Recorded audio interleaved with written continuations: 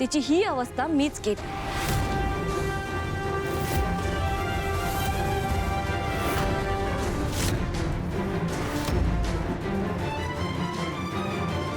तू काय आगीत ढकललंस की काय तुझ्या बहिणीला?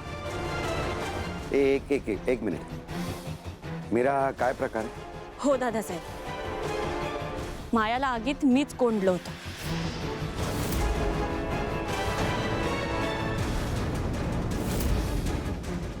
काय? हो, मला मायाच्या तोंडून सत्य वदवून घ्यायचं होतं। तिचं खरं रूप सगळ्यांसमोर आणण्याची मी फक्त संधीची वाट बघत होते आणि ती संधी मला आज मिळाली।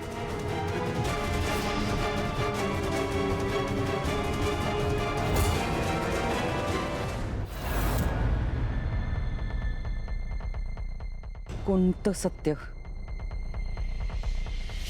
ही माया आजपर्यंत सगळ्यांना फसवत आली आहे। ही माया माझी बहीण नाहीये।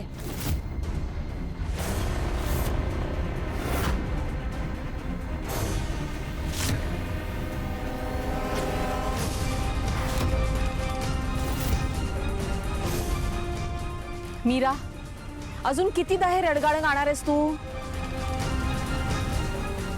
हो ना, तू आणि अथर्व दोघांनी जाऊन चेक करून आलेले ना की तुझी बहीण आहे की नाहीये ते।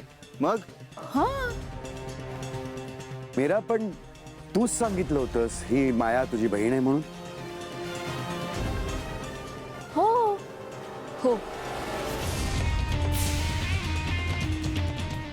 पण मला सत्य जाणून घ्यायचं होतं म्हणून मी ते नाटक केलं।